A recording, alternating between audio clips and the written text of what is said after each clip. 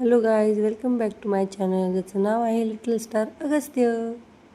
कालच्या ब्लॉगमध्ये आपण प्रति बालाजी मंदिर एक्सप्लोअर केले होते. ज्यांनी कोणी कालचा ब्लॉग बघितला नाही त्यांनी कालचा ब्लॉग नक्की पहा.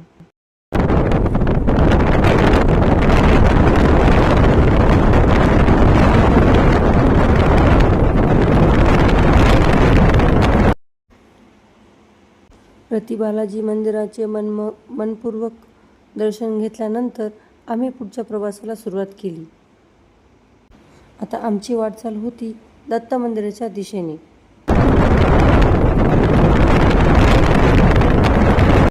हे पवित्र मंदिरही पुण्याजवळील नारायणपूर या सुंदर आणि शांत गावात वसलेले आहे. प्रति बालाजी टेम्पल ते नारायणपूर यांच्यातील अंतर साधारण 15 ते 18 किलोमीटर आहे. काही मिनिटमध्येच आपण नारायणपूरमध्ये पोहोचलेलो आहोत. नारायणपूर हे गाव आध्यात्मिकदृष्ट्या खूप महत्त्वाचं मानलं जातं आणि इथे अनेक भक्त दर्शनासाठी येत असतात. मंदिरात पोहोचल्यावर भक्तिमय वातावरण आणि श्री दत्तांच्या दर्शनाने मन अगदी प्रसन्न आणि शांत झालं. दत्त मंदिराच्या परिसरात पाऊल टाकताच एक वेगळी शांतता आणि सकारात्मक ऊर्जा जाणवते. सर्व भक्त दर्शनासाठी रांगेत उभे होते. सुट्टीचा दिवस असल्यामुळे बरेच भक्त दर्शनासाठी आलेले होते. मंदिर परिसरात भक्तांची वर्दळ असली तरी तिथे एक वेगळी शिस्त आणि भक्तिमय वातावरण अनुभवायला मिळतं. इथे येणारा प्रत्येक भक्त काही वेळ शांत बसून मनाशी संवाद साधतो आणि यातूनच एक वेगळी शांती घेऊन जातो. आम्ही देखील दत्त मंदिराचे दर्शन घेऊन काही वेळ बसून बाहेरच्या दिशेने निघालो होतो. दत्त मंदिराच्या परिसरात दर्शनाबरोबरच बाहेरचे छोटे मोठे स्टॉल्सही खूप आकर्षक वाटतात. इथे प्रसाद, फूल, नारळ आणि पूजा साहित्य विकणारी अनेक दुकानं पाहायला मिळतात. भक्त दर्शनासाठी येताना इथूनच आपली पूजा सामग्री घेतात. त्याचबरोबर काही स्टॉलवर स्थानिक खाऊ, फळं आणि थंड पेयही मिळतात. दत्त मंदिराच्या परिसरात फिरताना एक खास गोष्ट लक्ष वेधून घेते. ती म्हणजे इथे स्वामी समर्थांच्या सुंदर मूर्ती विक्रीसाठी ठेवलेल्या दिसतात, ज्या प्रत्येक भक्तांचं मन जिंकून घेतात. लहान लहान आकारापासून ते मोठ्या आणि आकर्षक मूर्तीपर्यंत प्रत्येक मूर्तींमध्ये एक वेगळीच भक्ती आणि श्रद्धा जाणून येते. भक्त या मूर्ती आपल्या घरी नेण्यासाठी घेतात, जेणेकरून घरातही स्वामींचा आशीर्वाद आणि सकारात्मक ऊर्जा कायम राहील. दत्त मंदिराची स्थापना भक्तांच्या श्रद्धेतून आणि दत्तभक्तीच्या परंपरेतून झालेली आहे. भगवान दत्तात्रयांना त्रिदेवांचे ब्रह्मा, विष्णू, महेश रूप मानलं जातं. म्हणूनच या मंदिराला विशेष महत्त्व आहे. दत्त मंदिराच्या दर्शन घेतल्यानंतर आम्ही ठरवलं थोडा वेळ आराम करायचा. मग आम्ही सगळे एका आंब्याच्या झाडाखाली बसलो आणि तिथेच आमची छोटीशी डब्बा पार्टी रंगली.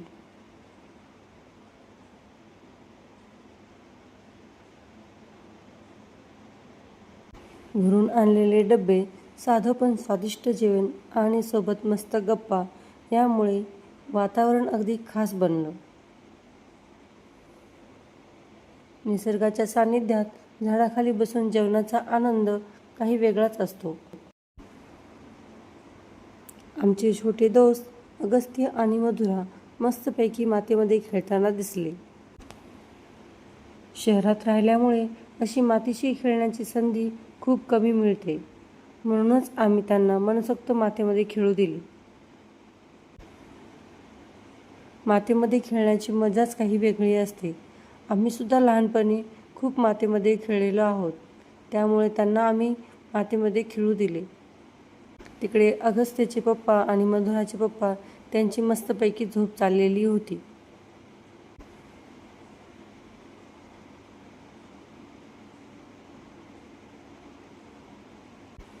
अगस्त्य आणि मधुरा यांच्या चेहऱ्यावरचा आनंद, ती निरागसता खरंच पाहण्यासारखी होती.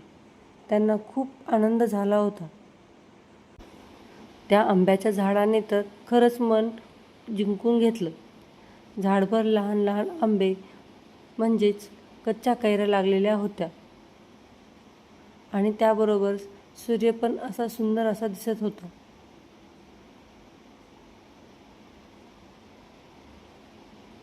ते दृश्य पाहून मन अगदी भारावून गेले. हिरव्यागार पानांमध्ये लपलेल्या त्या छोट्या कैऱ्या निसर्गाची सुंदरता अजूनच खुलवून दाखवत होत्या. त्या झाडाखाली बसून निसर्गाच्या या साध्या पण सुंदर रूपाचा आनंद घेतला. दूरवर एक भगवा झेंडा फडकताना दिसला. तो झेंडा वाऱ्याबरोबर डोलत होता आणि वातावरणात एक वेगळीच ऊर्जा आणि अभिमान जाणवत होता. त्या झेंड्याकडे पाहून छत्रपती शिवाजी महाराजांची आठवण झाली. भगवा रंग म्हणजे शौर्य, श्रद्धा आणि आध्यात्मिकाचं प्रतीक आहे. तो पाहताच मन आपोआपच भक्तिभावाने भरून जातं. काही वेळ आराम केल्यानंतर आम्ही पुढच्या प्रवासासाठी तयार झालो. आता आमची वाटचाल सुरू झाली कानिफनाथ गडाच्या दिशेने.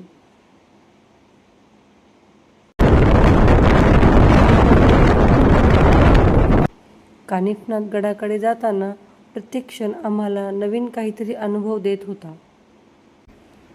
रस्त्यात पुढे जात असताना एक सुंदर आणि भक्तिमय दृश्य पाहायला मिळाले. काही भक्त महादेवाची कावड घेऊन चाललेले होते. त्यांच्या चेहऱ्यावर श्रद्धा आणि भक्ती स्पष्ट दिसत होती. काही वेळाच्या प्रवासानंतर आम्ही कानिफनाथ गडाच्या पायथ्याशी आलेलो होतो. पुण्याजवळील कानिफनाथ गड हा निसर्ग, अध्यात्म आणि साहस यांचा सुंदर संगम आहे. याच कमानीमधून आपल्याला कानिफनाथ गडाच्या दिशेने जायचे आहे.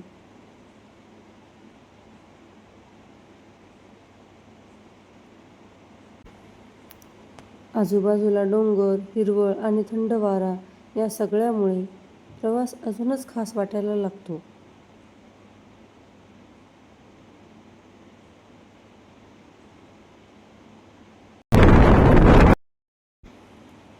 मंदिराच्या पायथ्याशी अनेक प्रकारची दुकाने आहेत. आपली गाडी आता इथे पार्क करून आपण गड चढायला सुरुवात करणार आहोत.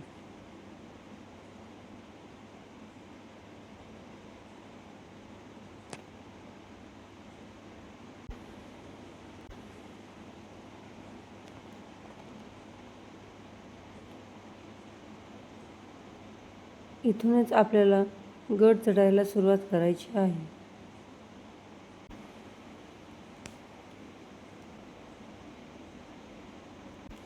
सर्वजण गड चढण्याच्या तयारीत होते. गड चढायला सुरुवात करतात थोडी चढाई आणि थोडा दम लागतो, पण प्रत्येक पावलाने उत्साह वाढत जातो. वर पोहोचल्यावर कानिफनाथ महाराजांचं मंदिर दिसतं आणि तिथे पोहोचल्यावर सर्व थकवा अगदी क्षणातच दूर व्हायला लागतो. मंदिराचा बाहेरचा परिसर काही असा आहे. दोन्ही बाजूस गजराज विराजलेले आहेत.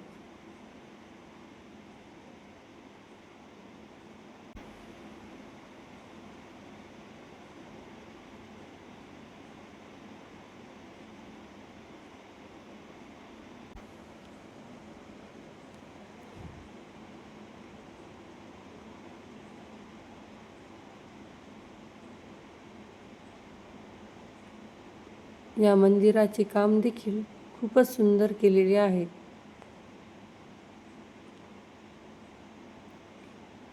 तुम्ही देखील कानिफनाथ गडाला नक्कीच अवश्य भेट द्या.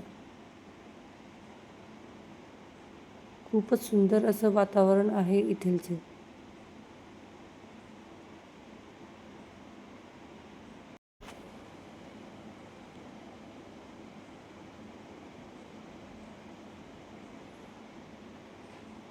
या मंदिराची डिझाईन सुद्धा खूपच सुंदर अशी आहे. या मंदिराची एक खास गोष्ट म्हणजे इथे दर्शनासाठी एका छोट्या खिडकीसारख्या जागेतून आत जावं लागतं, ज्यामुळे हा अनुभव आणखी युनिक बनतो. आता आपण मंदिराच्या बाहेर आलेलो आहोत. मंदिराच्या अगदी बाहेरच डाव्या हाताला अग्निकुंड आहे. सर्व भावी भक्त या अग्निकुंडाचे देखील दर्शन घेतात.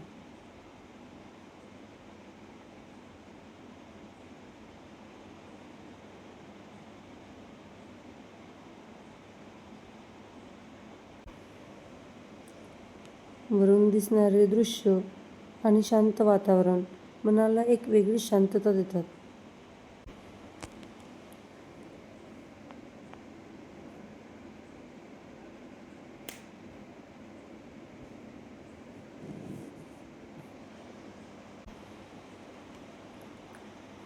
मंदिराच्या परिसरात एकदम शांतता आणि पॉझिटिव्ह वाइब्स फील होतात.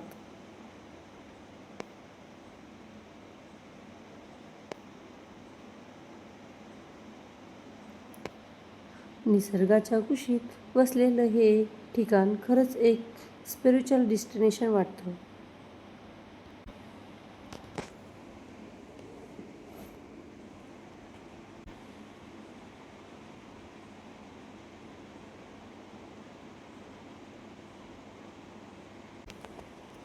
गडावरून खाली पाहिलं की एक सुंदर असा व्ह्यू दिसतो.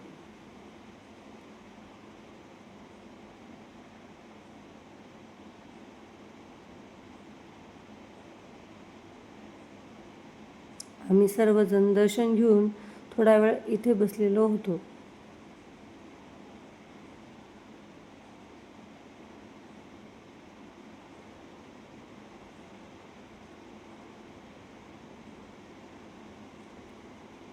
इथे आम्ही कालभैरवनाथ मंदिराचे देखील दर्शन घेतले. अगस्त्य खूप थकलेला असल्या कारणाने तो पप्पाजवळच होता. हे नवनाथ मंदिर नाथ संप्रदायातील 9 महान संतांना समर्पित आहे. इथे आल्यावर एक वेगळीच एनर्जी फील होते, ज्यामुळे मन अगदी शांत आणि प्रसन्न होतं. नवनाथ म्हणजे नाथ संप्रदायातील 9 महान योगी. त्यांची नावे अशी आहेत: मच्छिंद्रनाथ, गोरखनाथ, जालंधरनाथ, कानिफनाथ, गहिनीनाथ, भर्तृहरिनाथ, देवनाथ, चारपटीनाथ आणि नागनाथ.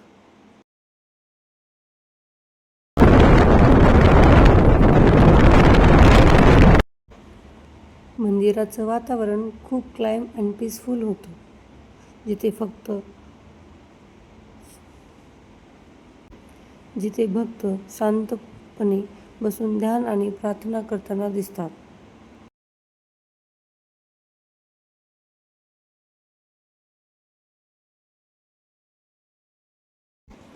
मंदिराचं दर्शन घेतल्यानंतर आम्ही आता परतीच्या प्रवासाला सुरुवात केली.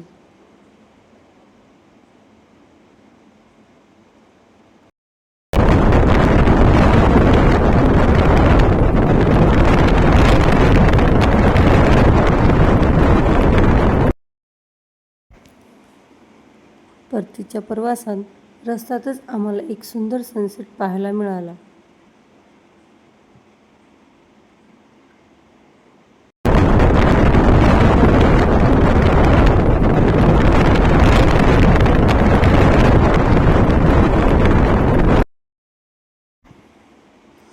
आकाशात पसरलेले केशरी आणि लाल रंग एकदम सुंदर असं दिसत होते.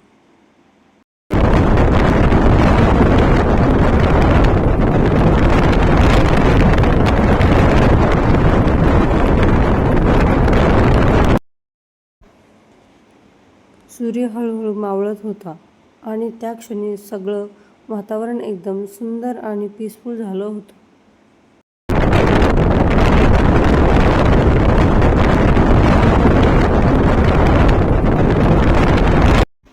निसर्गाच्या या सुंदर क्षणासोबत आमचा प्रवास अगदी खूपच सुंदर असा बनला होता.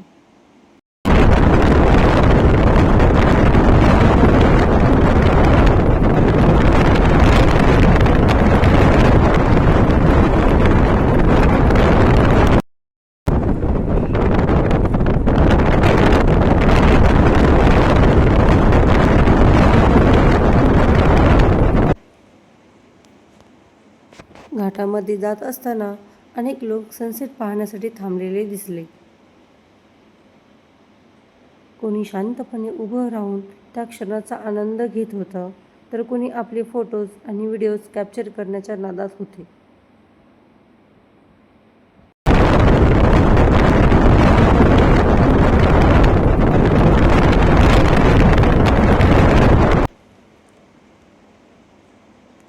आकाशात पसरलेले रंग आणि डोंगराच्या मध्ये मावळणारा सूर्य, एकदम परफेक्ट सिनेमॅटिक व्ह्यू तयार होत होता.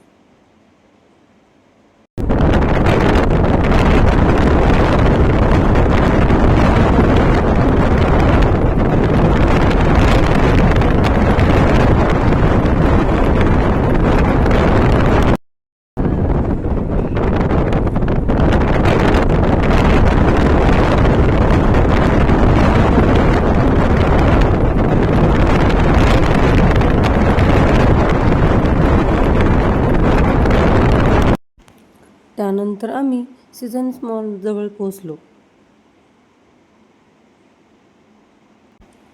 पण जसंच तिथे पोहोचलो तसंच तिथे हेवी ट्रॅफिकमध्ये खूप सारं अडकलो. गाड्यांची लांब रांग, हॉर्नचा आवाज आणि स्लो मूव्हिंग ट्रॅफिक. फुल सिटी रश फील होत होतं.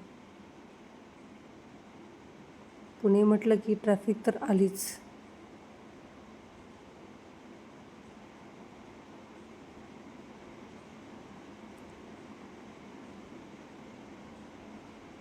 खूप वेळानंतर आमची गाडी हळूहळू पुढे चालायला लागली. थोड्या वेळापूर्वीची शांत प्रवास आता अचानक बिझी ट्रॅफिकमध्ये अडकला होता.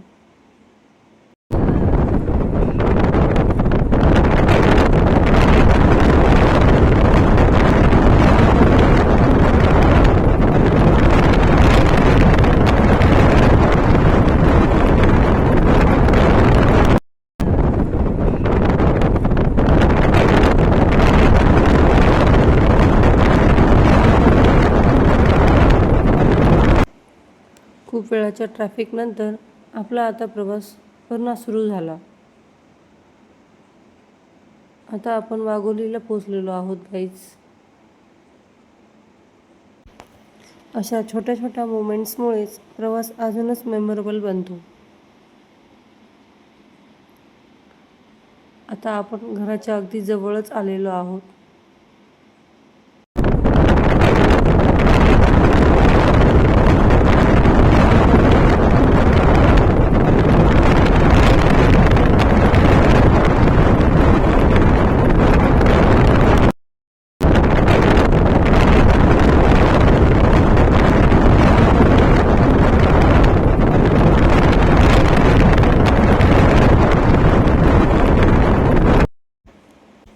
अशा सुंदर आठवणी, निसर्गाचा सहवास आणि भक्तिमय अनुभव घेऊन आमचा हा प्रवास इथेच संपतो.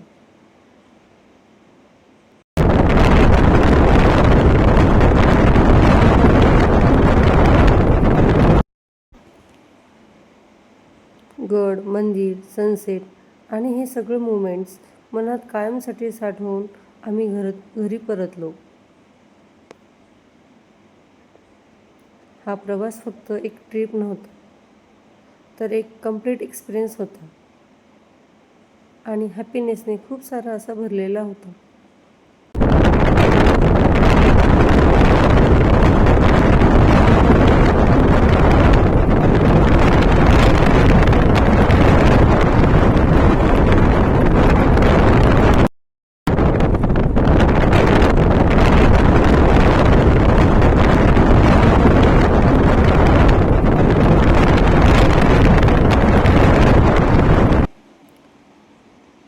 जर तुम्हाला तुम्हाला हा व्हिडिओ आवडला असेल तर लाईक, शेअर आणि चॅनलला सबस्क्राईब करायला विसरू नका.